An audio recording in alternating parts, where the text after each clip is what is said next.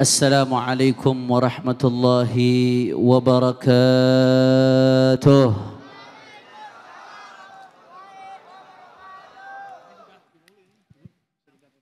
Alhamdulillah.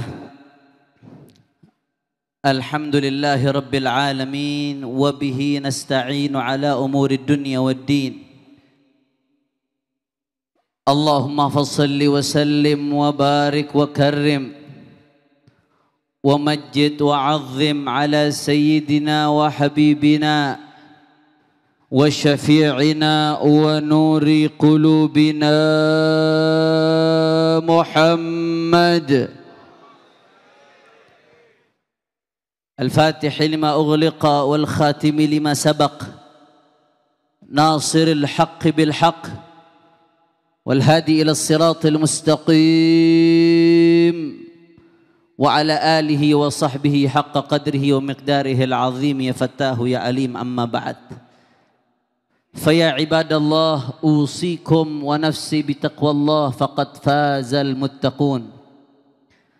Yang sama-sama kita hormati dan kita muliakan sahibul bait, sahibul majlis, Majelis Syarif Hidayatullah, sekaligus ketua FUHAP DKI Jakarta, yaitu guru kita Al-Muhtaram wal Mukarram Kiai Haji Lutfi Zawawi beserta keluarga besarnya. Kita doakan mudah-mudahan beliau panjang umur, sehat wal afiyah, dimenangkan perjuangannya, diistiqamahkan langkah kakinya. Amin ya rabbal alamin. Dan salam penghormatan kami sampaikan kepada guru kita bersama, Syekhul Masyayikh, gurunya para guru, Kiai Haji Maulana Kamal Yusuf. Begitu juga tadi Kiai Haji Sofwan yang telah menyampaikan nasihatnya. Para habaib begitu banyak hadir di sini, tadi telah menyampaikan tausiah Habib Taha bin Ali As-Segaf, dan Habib Alwi bin Zain As-Segaf, Habib Alwi bin Zain Al-Aidrus.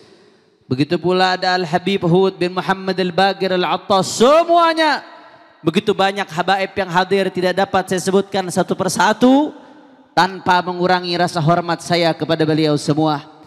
Kita doakan mudah-mudahan habaib kita, ulama kita, kiai kita, asatid kita, Allah panjangkan nomornya, Allah sehatkan badannya, Allah mantapkan langkah kakinya, Allah menangkan perjuangannya. Amin ya rabbal. Dan salam penghormatan juga kami sampaikan kepada segenap panitia penyelenggara, segenap para jawara, para relawan. Begitu pula yang tadi telah hadir di tengah-tengah kita, Pak Gubernur Anies Baswedan. Semuanya hadirin hadirat, mudah-mudahan tidaklah kita kumpul di tempat ini kecuali semua dosa kita diampuni oleh Allah. Yang sakit Allah angkat penyakitnya, Allah sehatkan badannya, Allah lapangkan rezekinya. Amin ya rabbal. Jadi saudara, saya ini ceramah di sini semenjak keluar penjara malam Selasa, pertama kali ini ceramah di sini nih saudara. Alhamdulillah. Tapi ada yang lucu, ada yang menarik. Jadi biar ente pada tahu, Kiai Lutfi Zawawi ini ada kasapnya dikit kasapnya dikit doang. Saya masih di penjara, saya kira saya keluar 8 Februari karena setahun genapnya itu 8 Februari. Saya divonis 1 tahun dalam urusan baik-baik saja, panjang nah tuh kalau kita bahas tuh.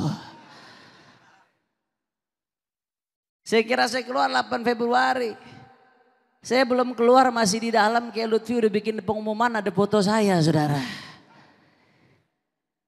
Subhanallah, nggak taunya keluar sebelum tanggal acara di sini.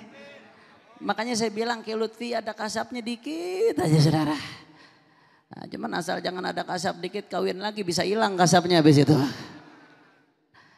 Kita doain mudah-mudahan panjang umur, sehat walafiat insyaallah. Ahibba'il kiram, pada malam hari ini saya nggak mau panjang lebar.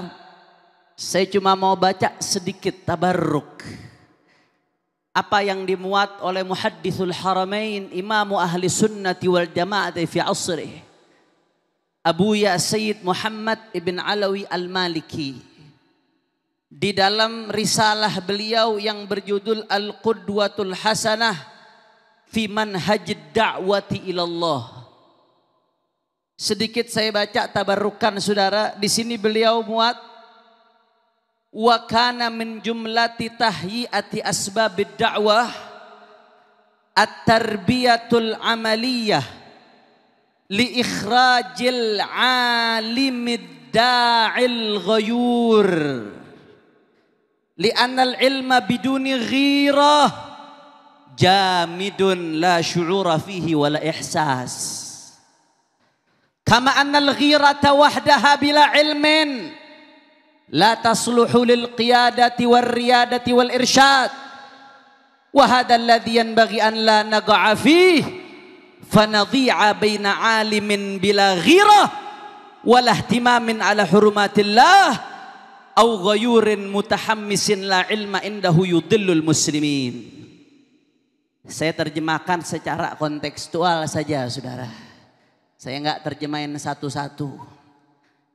Intinya di sini beliau mengatakan idealnya manakala kita mempersiapkan seorang dai, seorang ulama, maka salah satu yang harus dilakukan adalah mempersiapkan ulama yang al-alim ad-da'i al-ghayur. Al-alim berilmu, tahu syariat Allah, tahu syariat Nabi, tahu hukum halal haram, ngerti bahasa Arab karena bahasa Arab miftahul ulum, ngerti ilmu alat, ngerti ilmu hadis. Tapi alim saja nggak cukup saudara. Apa kata Abu Yazid Muhammad? Ad-da'i al-ghayur. Alimnya harus da'i. Ilmunya jangan diumpetin, tapi diajak untuk ngajak umat. Bahkan nggak sampai di situ, harus ghayur. Dia harus punya kecemburuan terhadap agama saudara. Kenapa demikian ibadah Allah? Abu yang melanjutkan li'annal ilma biduni ghirah jamid la syu'ura fi wala ihsas.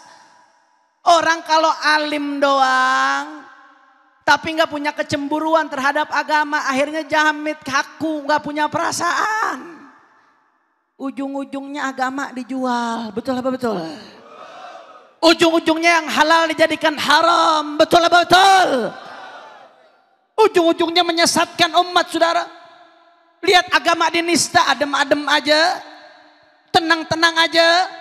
Lihat darah muslim ditumpahkan, senyum-senyum aja, senang-senang aja.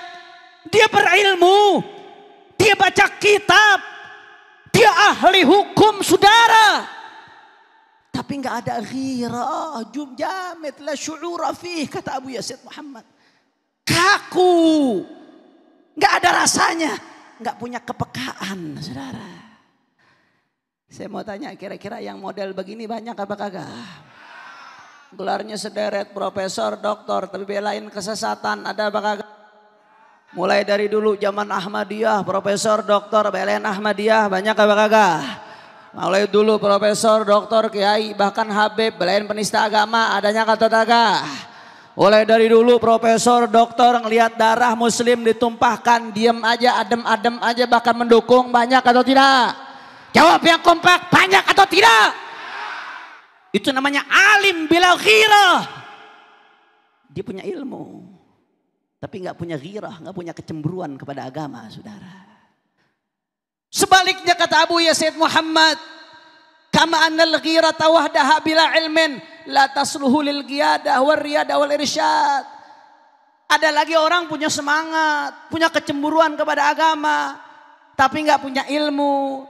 Akhirnya apa yang terjadi saudara? Akhirnya di daerah wilayah damai, warga sipil main di bom-bom aja. Kira-kira yang begitu ada atau tidak? Orang Islam dikafir-kafirkan, ada atau tidak? Gampang melaknat sesama muslim, ada atau tidak? Itu namanya punya ghirah, punya semangat. Tapi ngaco saudara, karena nggak pakai ilmu. Bicara amar ma'ruf nahi munkar, ghirah. Tapi ulama mengatakan apa? Ulama orang yang amar ma'ruf nahi munkar tapi nggak pakai ilmunya, yufsidu akthar mimma yuslih. Dia lebih banyak ngerusak daripada memperbaiki. Kenapa? Karena kagak pakai Imam Ghazali panjang lebar di Ihya Ulumuddin. Di jilid kedua, satu bab bahas tentang amar ma'ruf nahi munkar, syaratnya, rukunnya. Orang biar kata semangat bela agama, tapi nggak ngikutin ulama. Asal bela agama tapi nggak tahu caranya. Itu namanya ghirah, semangat tapi nggak pakai ilmu. Akhirnya ujung-ujungnya ngaco. Jihad ada ilmunya. Hampir setiap kitab fikih membahas jihad ada syaratnya. Perempuan nggak boleh diganggu, warga sipil nggak boleh diganggu, saudara. Tempat ibadah agama lain nggak boleh diganggu, anak kecil nggak boleh diganggu, saudara. Tahu-tahu ada orang ngaku bela Islam, ngaku bela agama di tengah kota, di wilayah damai, main asal bom, main asal ledakan, saudara. Yang begini gara-gara semangat tapi kagak pakai ilmu. Kira-kira sampai sini jelas atau tidak? Orang kompak jelas atau tidak? Makanya Abuya di sini mengatakan, wa hadzal ladzi yanbaghi an naga' fihi. Jangan sampai begini nih. Kalau kamu nyetak santri, cetak santri yang alim berilmu tapi peduli sama agama. Kalau kamu belajar sama guru, belajar sama guru yang alim berilmu tapi dia punya kecemburuan terhadap agama, saudara. Kalau kamu belajar sama habaib, belajar sama habaib yang alim berilmu tapi dia nggak terima kalau agama dihina. Dia terima kalau agama diinjak. Dia nggak terima kalau saudaranya dizalimi. Saudara, jangan sampai alim tapi tanpa ghirah. Jangan sampai ghirah tapi tanpa ilmu. Dua-duanya kacau. Tapi yang seharusnya ada ghirah dan ada ilmu. Oleh karena itu saya nggak mau panjang lebar, saudara. Soalnya semakin panjang lebar pasal semakin menunggu, saudara. Ini baru keluar, baru 2 hari, baru juga ketemu bini. Masya Allah, nggak usah panjang lebar. Saya cuma mau ingatkan, ini kewajiban setiap umat Islam. Saya ingatkan ulama, habaib, asatidz, guru-guru saya. Umat yang dititipkan kepada kita adalah amanah, saudara.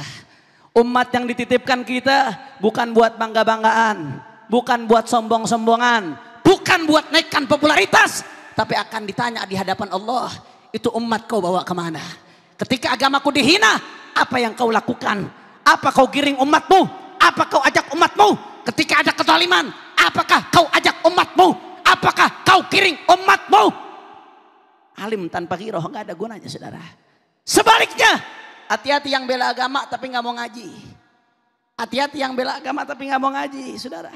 Jangan sampai pengennya ibadah tapi malah dapat dosa. Ibarat sholat tapi nggak bisa wudhu, kacau. Makanya saya ingatkan kepada seluruh umat Islam, yuk mari kita bersatu. Udah nggak usah saling salah-salahan. Mari tingkatkan ilmu. Mari tingkatkan ghirah. Katakan yang hak itu hak, yang batil itu batil. Karena saudara, manakala kita diam tidak mengatakan yang hak itu hak, yang batil itu batil, maka yang akan terjadi, saudara, yakhfal haq wa yadhharul batil, kata Imamul Haddad. Yang hak akan tertutup, sedangkan yang batil akan nampak. Kalau udah seperti itu, apa kata Nabi SAW? Tuwuddi'a minha, umatku ditarik keberkahan, dicabut darinya. Makanya majelis taklim bersatu, para ulama bersatu, para habaib bersatu. Silahkan dengan cara masing-masing. Yang lembut dengan yang lembutnya, yang majelis dengan majelisnya, yang ormas dengan ormasnya. Tapi jangan pernah bela kezaliman, saudara. Jangan pernah bela kemunkaran, saudara. Jangan pernah dukung kemunkaran dan kezaliman, saudara. Betul. Maka saya mau tanya umat Islam, kira-kira siap bersatu atau tidak? Kurang kompak, siap rapatkan barisan atau tidak? Siap ikat komando para ulama? Siap untuk menuntut ilmu? Siap untuk tingkatkan semangat bela agama? Siap untuk bersatu? Semua umat Islam angkat tangannya semua, takbir. Takbir. Takbir.